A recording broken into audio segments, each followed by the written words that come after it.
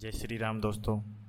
हम आपको कहानी के माध्यम से एक ऐसे जीवन के बदलाव के बारे में बताने जा रहे हैं जो आपकी सोच को बदल देगी, आपके जीवन को आनंदमय बना देगी। कृपया करके कहानी को पूरा सुने ताकि कहानी से आपको एक मोटिवेशन मिले जो आपके जीवन में काम आए। आइए कहानी को शुरू करते हैं। एक समय गौतम बुद्ध अपने शिष्यों के साथ भ्रमण कर रहे थे।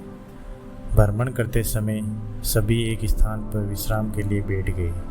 समय बिताने के लिए भगवान बुद्ध ने अपने शिष्यों को एक कथा सुनाई। किसी नगर में एक व्यक्ति रहता था। उसने परदेश के साथ व्यापार किया, मेहनत फली, कमाई हुई और उसकी गिनती सेठों में होने लगी। महल जैसी हवेली बन गई।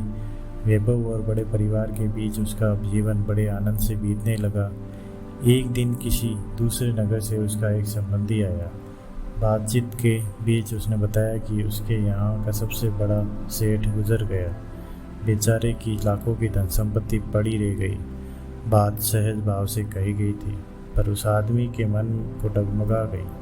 हाँ, उस सेठ की तरह एक दिन वह भी तो मर जाएगा। उसी क्षण से उसे बार बार मौत की याद सताने लगी। हाय, मौत आएगी, उसे ले जाएगी, सब कुछ यहीं छूट जाएगा। मेरी चिंता के उसकी देह सूखने लगी।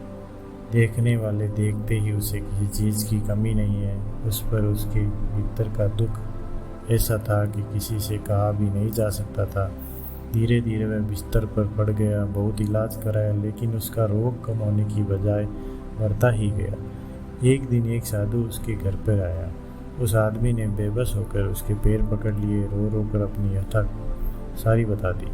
सुनकर साधु हंस पड़ा और बोला, तुम्हारे रोग का इलाज तो बहुत ही सरल है। उस आदमी के खोए प्राण मानो लौट आए।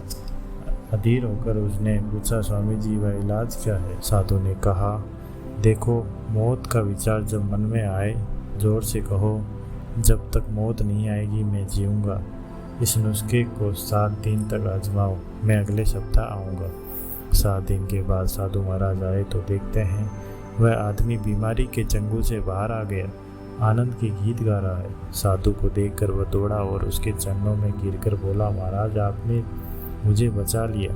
आपकी दवा ने मुझ पर जादू का असर कर दिया। मैंने समझ लिया कि जिस दिन मौत आएगी उसी दिन मरूंगा, उससे पहले नहीं मरूंगा। साधु ने कहा, वत्स, मौत का डर सबसे बड़ा डर है।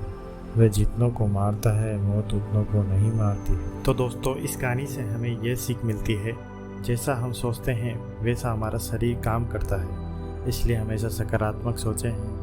जय श्री राम।